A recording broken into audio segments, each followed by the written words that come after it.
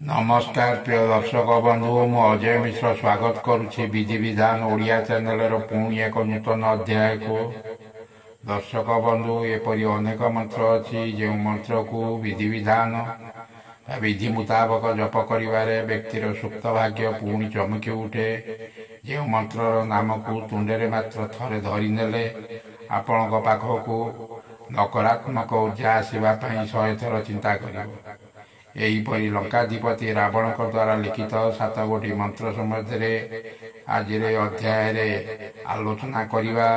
जो मंत्र को विधि मुताबक प्रयोग आपण जीवन में जहाँ चाहिए ताही पाइपर। एभली एक प्रभावशाली मंत्र जो मंत्र भिकारी को मध्य राजा कर दिए। दर्शक बंधु वीडियोटी को आरंभ करने पूर्व कही रखी कि जदि आपण एपर्यंत मोर चैनल को सब्सक्राइब करना दयाकोरी चैनल को सब्सक्राइब कर दिंतु। पाखे बेल आइकन को क्लिक कर दिंतु। फल मु अपलोड कर समस्त शिक्षणीय वीडियोर नोटिफिकेशन आपण सर्वप्रथमे पाइपर। वीडियोटी भल लगे लाइक शेयर कमेंट निश्चय करेंगे। दर्शक बंधु लंकाधिपति रावण गोटे राक्षस थिले। से थिले एकाधार जड़े योद्धा ज्ञानी पंडित ज्योतिष अगाध्य पांडित्य महान तांत्रिक। से थिले भगवान शिवंकर परम भक्त। रावण ही शिव तांडव स्तोत्र रचना करथिले। रावण को रचित रावण संहिता तंत्र मंत्र संबंध अनेक तथ्य प्रदान करा जाइछि। सेही रावण संहिता जानिबा 7 गोटी मंत्र संपर्क। प्रथम मंत्रटी है ओम यक्षाय कुबेराय वैश्रवणाय धन धान्य दीपतये धन धान्य समृद्धि में देहि दापय स्वाहा। आउ थे आसत मंत्रटी को जानिबा। ओम यक्षाय कुबेराय वैश्रवणाय धन धान्य दीपतये धन धान्य समृद्धि में देहि दापय स्वाहा। जो व्यक्ति आर्थिक अनाटन भितर दिन काटुंट से मंत्र को प्रतिदिन 108 थर 1 माला जप करंतु कुबेर समान धनर मालिक होइजिवे। द्वितीय मंत्रटी है लाम लाम लाम लंकाधिपतये ली ली ली लंकेश लूम लूम लूम लोह जुहां शीघ्रं आगच आगच चंद्रं हास खड़ेन मम शत्रुन विदारय विदारय मारय मारय काटय काटय हुं फट स्वाहा। आउ थे आसत मंत्रटी पाठ करदे। लाम लाम लाम लंकाधिपतये ली ली ली लंकेश लूम लूम लूम लोह जुहां शीघ्रं आगच आगच चंद्रं हास खड़ेन मम शत्रुन विदारय विदारय मारय मारय काटय काटय हुं फट स्वाहा। रावण को रचित यही मंत्र को जो व्यक्ति दशहरा दिन रावण पोड़ी जो समय होता है यही मंत्र को 108 थर जप कले रावण भली समस्त भौतिक सुख प्राप्ति करते।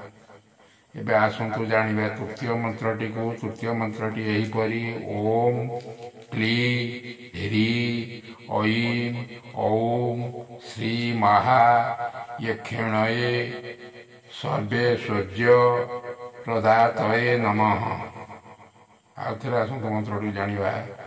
ओम क्ली ह्री ऐं औं श्री महायक्षिणये सर्वेश्वर्य प्रदातये नमः।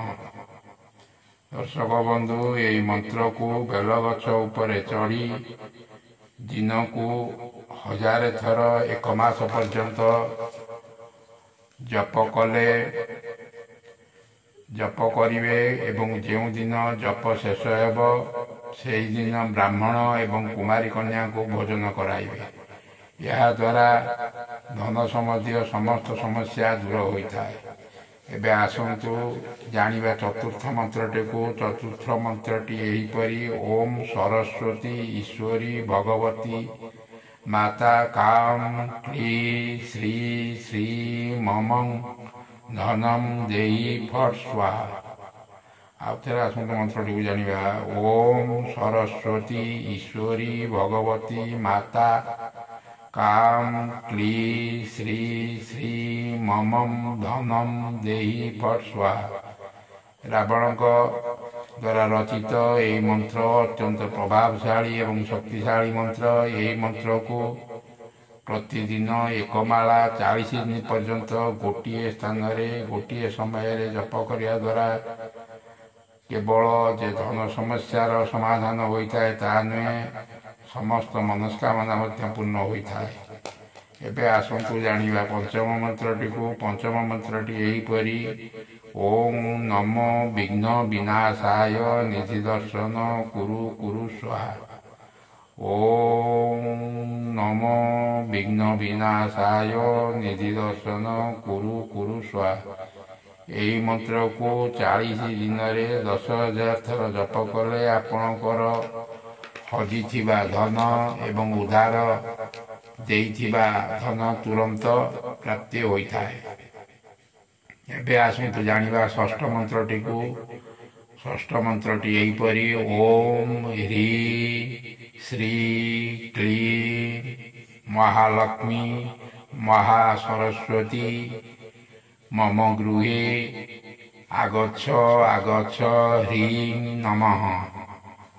ଓମ୍ ହ୍ରୀ ଶ୍ରୀ କ୍ଲିଂ ମହାଲକ୍ଷ୍ମୀ ମହାସରସ୍ୱତୀ ମମ ଗୃହେ ଆଗଚ୍ଛ ଆଗଚ୍ଛ ହ୍ରୀଂ ନମଃ।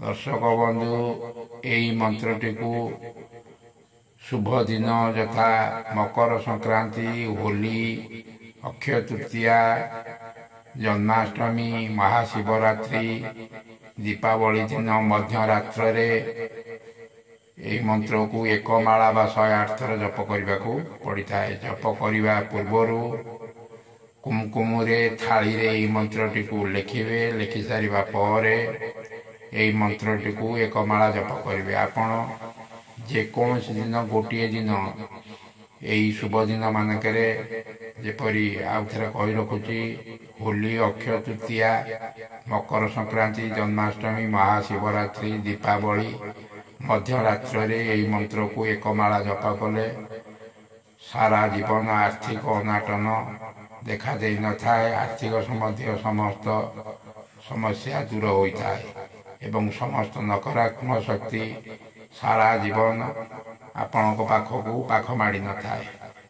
ଏବେ ଆସନ୍ତୁ ଜାଣିବା ସପ୍ତମ ମନ୍ତ୍ରଟିକୁ। ସପ୍ତମ ମନ୍ତ୍ରଟି ଏହିପରି। ଓମ୍ ନମୋ ଭଗବତୀ ପଦ୍ମ ପଦ୍ମାବୀ ଓମ୍ ହ୍ରୀ ଓମ୍ ଓମ୍ ପୂର୍ବାୟ ଦକ୍ଷିଣାୟ ଉତ୍ତରାୟ ଆସ ପୁରୟ ସର୍ବଜନବଶ୍ୟ କୁରୁ କୁରୁ ସ୍ୱାହା। ଆଉ ଥରେ ଆସନ୍ତୁ ମନ୍ତ୍ରଟିକୁ ଜାଣିବା। ଓମ୍ ନମୋ ଭଗବତୀ ପଦ୍ମ ପଦ୍ମାବୀ ଓମ୍ ହ୍ରୀ ଓମ୍ ଓମ୍ ପୂର୍ବାୟ ଦକ୍ଷିଣାୟ ଉତ୍ତରାୟ ଆସ ପୁରୟ ସର୍ବଜନବଶ୍ୟ କୁରୁ କୁରୁ ସ୍ୱାହା। ଏହି ମନ୍ତ୍ରକୁ ଦୀପାବଳି ଦିନ ଆପଣ ମା ଲକ୍ଷ୍ମୀଙ୍କୁ ପୂଜା କରି ତା ପରଦିନ ସକାଳେ ଏହି ମନ୍ତ୍ରକୁ 108 ଥର ବା ଏକ ମାଳା ଜପ କରିବେ। ଜପ କରିସାରିବା ପରେ 10 ଦିଗକୁ 10 ଥର ଲେଖା ଫୁଙ୍କିଦେବେ। ଏହାଦ୍ୱାରା ଆପଣଙ୍କର 4 ଦିଗରୁ ଧନ ଆସିବାକୁ ଆରମ୍ଭ କରିବ। ଦର୍ଶକ ବନ୍ଧୁ, ଭିଡ଼ିଓଟି କିପରି ଲାଗିଲା ନିଶ୍ଚୟ କମେଣ୍ଟ କରି ଜଣାଇବେ। ରହୁଛି, ଧନ୍ୟବାଦ, ନମସ୍କାର।